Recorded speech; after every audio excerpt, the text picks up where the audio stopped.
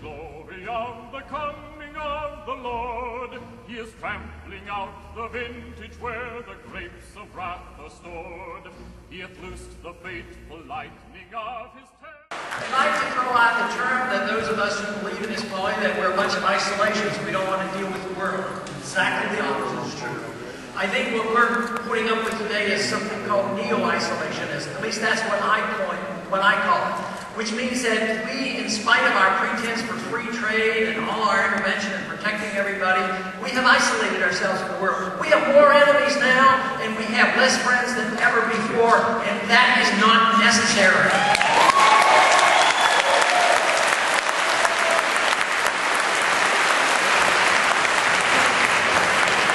The founders were not non-interventionists. They were non-interventionists. They were not isolationists. They preached the fact that we should travel and trade and make friends with people.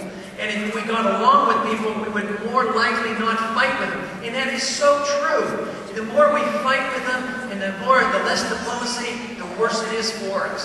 Just think, I think back to the 60s. I was drafted in 1962 during the missile crisis. And I was in the Air Force for 5 years. I never had to go through,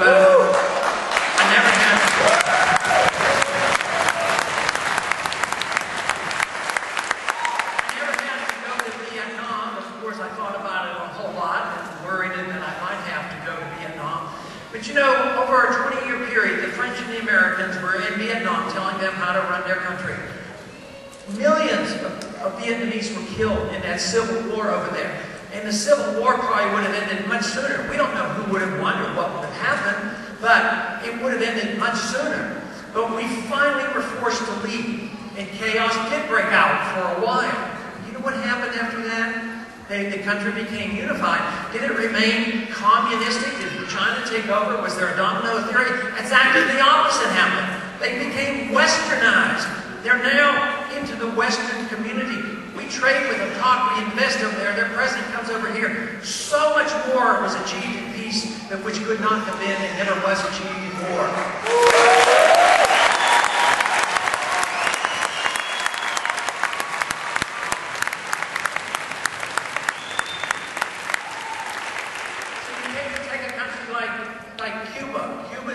Under sanctions of our country now for 40 or 50 years, and it was always to punish Castro.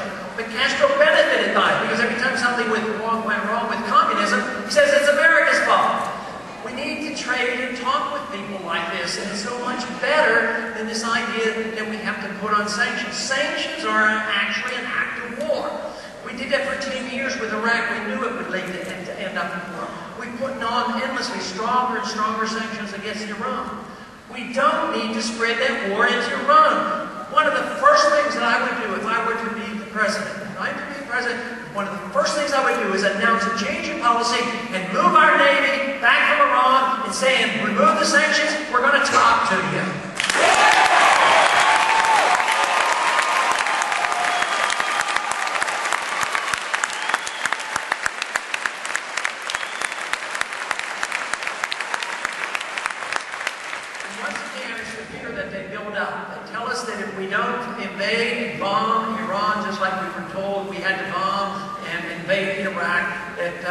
They someday might get a weapon. Oh no, they might get a weapon. The Soviets had 40,000 of them, and they had missiles. And we talked to them. I mean, in the midst of the Cuban crisis, Kennedy calls up Khrushchev and said, what are we going to do? And Kennedy says, get the missiles out of Cuba. And Khrushchev says, well, we want the missiles out of Turkey. So they did. And they settled it. So Iran and Iraq, they don't have nuclear weapons. People say, what are you going to do if they did get one? Well, I wouldn't like it, but I'm not going to invade them. We didn't have to invade the Russians, and we in the Soviet system, and it still worked out. But what we should do with the change in policy, we would remove the incentive for these countries to get nuclear missiles.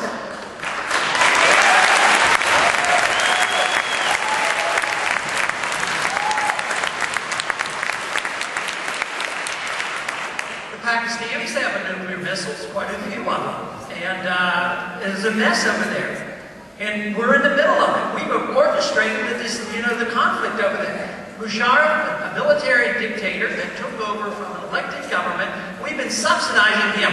You and I have just sent over these last several years, $10 billion. What did we get for it? Nothing.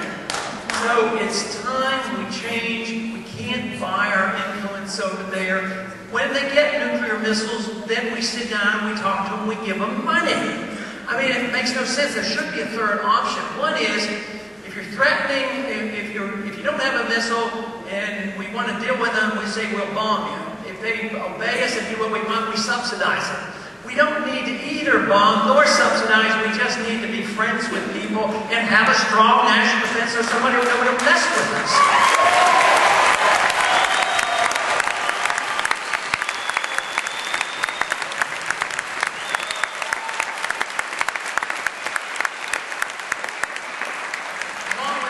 That they have to build up fear in our hearts and minds so that we capitulate and give up our liberties. This is one of the things that they do here domestically. And when they have a problem, they have to declare war. There's one war domestically that I think has gone wrong. It has never benefited us. It's cost now hundreds of billions of dollars over the last 30 years. We should get rid of that war, and that to me is the federal war on drugs.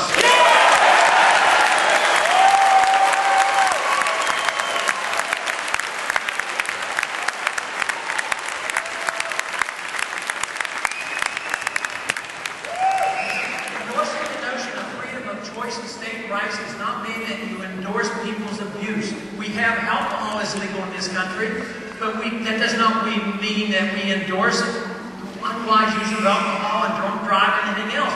People have to be responsible, but the decision-making power has to be put in the hands of the individuals.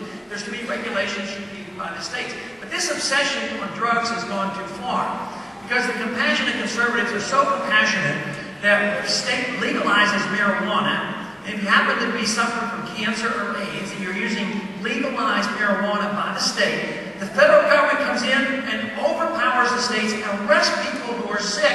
And if they've been caught the third time, we'll put them to jail with mandatory lifetime sentences. It makes no sense.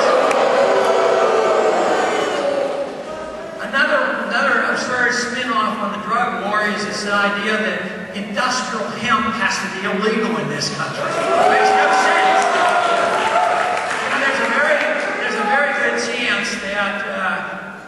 My position on energy is that the market determines what is most efficient.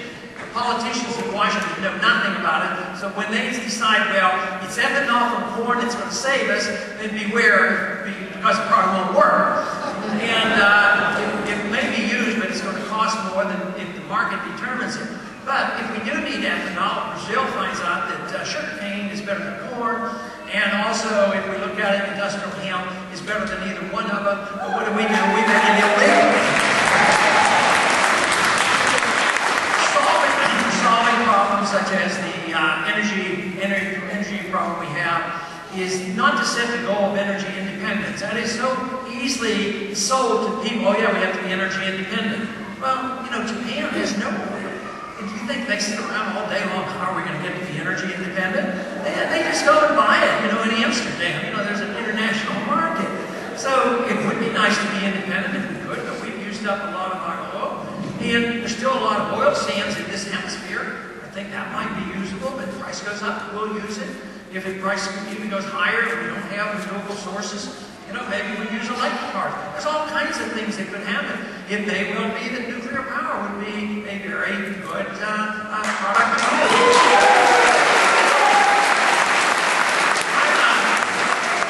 I strongly support nuclear power. We should get out of our way, but in this particular state, I know nuclear energy is of significance because of an issue. There was a vote a few years ago where the vote came up to find a certain state to dump all the nuclear waste. And there were, of course, two members of the Congress from here. They were strongly opposed to it. But when that vote when the vote came up on that, there were 3 people that voted against that. I voted against the notion that other states have any right to come here and dump any kind of waste in